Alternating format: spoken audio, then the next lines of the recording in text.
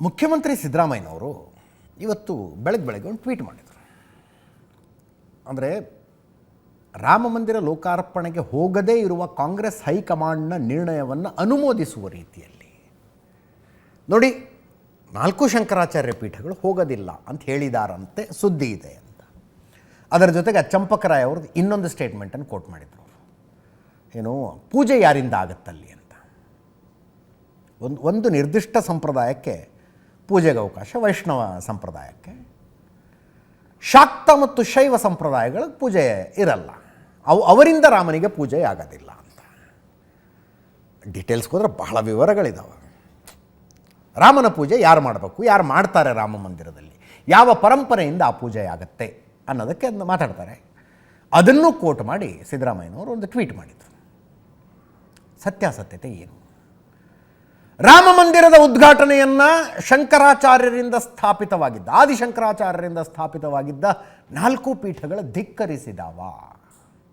2 ಪೀಠಗಳವರು ಸ್ಪಷ್ಟವಾಗಿ ಮಾತು ಕೇಳಿದ್ರೆ ಗೊತ್ತಾಗುತ್ತೆ ಅವ್ರಿಗೆ ವಿರೋಧನೇ ಇದೆ.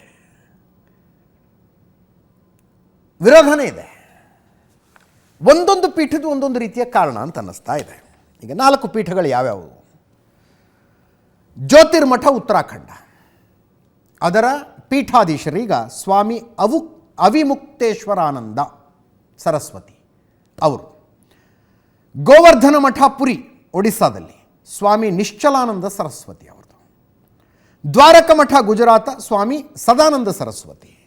ಮತ್ತು ನಮ್ಮ ಶೃಂಗೇರಿಯ ಪೀಠ ವಿಧುಶೇಖರ ಭಾರತಿ ತೀರ್ಥ ಸ್ವಾಮೀಜಿಗಳಿದ್ದಾರೆ. ಈಗ 4 ಪೀಠಗಳು.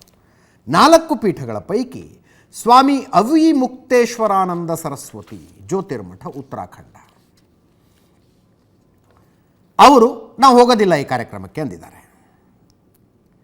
ಅವರು ಹೇಳೋದು ನಾವು 4 ಪೀಠಗಳ ನಿರ್ಧಾರ ಇದು ಅಂತ. ಶಂಕರಾಚಾರ್ಯ ಮಠದ 4 ಜಗದ್ಗುರುಗಳು ಅಯೋಧ್ಯೆ ರಾಮ ಮಂದಿರ ಉದ್ಘಾಟನೆ ಕಾರ್ಯಕ್ರಮಕ್ಕೆ ಹೋಗ್ತಿಲ್ಲ. ಯಾವುದೇ ರಾಗದ್ವೇಷದ ಕಾರಣಗಳಿಗಾಗಿ ನಾವು ಹೋಗ್ತಿಲ್ಲ. ಅಂದರೆ ಏನೋ ದ್ವೇಷ ಇದೆ, ರಾಗ ಇದೆ, ಆ ಕಾರಣದಂತಲ್ಲ. ಶಂಕರಾಚಾರ್ಯ ಮಠದ ಜಗದ್ಗುರು ಶಾಸ್ತ್ರ ವಿಧಿ ಪಾಲಿಸಬೇಕಾಗುತ್ತೆ. ಆದರೆ ಉದ್ಘಾಟನೆ ಕಾರ್ಯಕ್ರಮದಲ್ಲಿ ಶಾಸ್ತ್ರ ವಿಧಿಗಳನ್ನು ಉಪೇಕ್ಷಿಸಲಾಗ್ತಾ ಇದೆ. ಶಾಸ್ತ್ರೋಕ್ತವಾಗಿ ನಡೀತಿಲ್ಲ, ವಿಧಿವಿಧಾನಗಳ ಪೂರ್ವಕವಾಗಿ ನಡೀತಾ ಇಲ್ಲ. ಮೊದಲ ಉಪೇಕ್ಷೆ ಏನು ಅಂದರೆ ರಾಮ ಮಂದಿರ ಕಾಮಗಾರಿ ಇನ್ನೂ ಪೂರ್ಣಗೊಂಡಿಲ್ಲ. ಆದರೂ ರಾಮಲಲ್ಲಾನ ಪ್ರಾಣ ಪ್ರತಿಷ್ಠಾಪನೆ ಮಾಡಲಾಗ್ತಾ ಇದೆ. ಇದು ಸರಿಯಲ್ಲ. ತರಾತುರಿಯಲ್ಲಿ ಪ್ರಾಣ ಪ್ರತಿಷ್ಠಾಪನೆ ಮಾಡಬೇಕಾದ ಪರಿಸ್ಥಿತಿ ಇಲ್ಲ.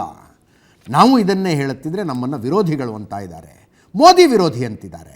ಇದರಲ್ಲಿ ಮೋದಿ ವಿರೋಧಿ ಮಾತು ಎಲ್ಲಿಂದ ಬಂತು? ನಾವು ಧರ್ಮಶಾಸ್ತ್ರ ಪಾಲನೆ ಮಾಡದಿರುವುದರ ವಿರೋಧಿ. ನಾವು ಧರ್ಮಶಾಸ್ತ್ರದ ಅನುಸಾರ ನಡೆಯಲು ಇಚ್ಛಿಸುತ್ತೇವೆ, ಜನರನ್ನು ಅದೇ ಮಾರ್ಗದಲ್ಲಿ ನಡೆಯಲು ಪ್ರೇರೇಪಿಸುತ್ತೇವೆ ಎಂದು ಕೇಳಿಸ್ಕೊಳ್ಳಿ. चारों शंकराचार्य वहां पर नहीं जा रहे हैं. कारण क्या है, क्यों नहीं जा रहे हैं? किसी राग द्वेष के कारण नहीं, बल्कि शंकराचार्यों का ये दायित्व है कि वो शास्त्र विधि का पालन करें और करवाएं. अब वहां पर शास्त्र विधि की उपेक्षा हो रही है. सबसे पहली उपेक्षा क्या है कि मंदिर अभी पूरा बना नहीं और प्रतिष्ठा की जा रही है. कोई ऐसी परिस्थिति नहीं है कि अपने को अचानक कर देना पड़े. ये हमको कहना ही पड़ेगा पूछे जाने पर कि ये ठीक नहीं है. अब यही हम कह रहे हैं तो हमको कहा जा रहा है कि ये लोग तो विरोधी हैं, एंटी मोदी हैं. इसमें एंटी मोदी की क्या बात है? हम एंटी मोदी नहीं है, लेकिन हम एंटी धर्मशास्त्र भी नहीं होना चाहते. धर्मशास्त्र के अकॉर्डिंग ही हम स्वयं चलना चाहेंगे और अपनी जनता को भी चलाना चाहेंगे, क्योंकि हमको धर्मशास्त्र से पुण्य पाप का बोध होता है. राम है ये किसने हमको बताया?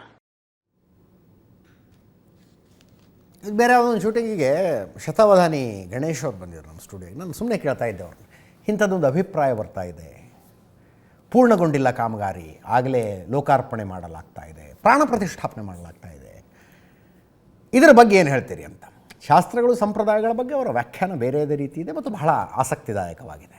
ಅವ್ರು ಹೇಳೋದು, ಹಿಂದಿನ ಕಾಲದಲ್ಲಿ ಒಬ್ಬ ರಾಜ್ಯ ಒಂದು ದೇವಸ್ಥಾನವನ್ನು ಕಟ್ಟೋದಕ್ಕೆ ಶುರು ಮಾಡಿದ್ರೆ ಅದು ಪೂರ್ಣಗೊಳ್ಳೋದು ಅವನ ಮೊಮ್ಮಗನ ಕಾಲಕ್ಕೆ ಆಗ್ತಾ ಇತ್ತು.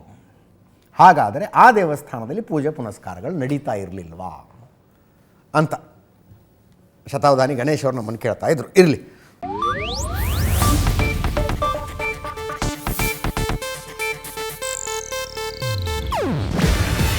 ಇದು ಏಷ್ಯಾನೆಟ್ ನ್ಯೂಸ್ ನೆಟ್ವರ್ಕ್ ಪ್ರಸ್ತುತಿ. ನೀವು ನೋಡ್ತಿದ್ದೀರಾ ಏಷ್ಯಾ ನೆಟ್ ಸುವರ್ಣ ನ್ಯೂಸ್.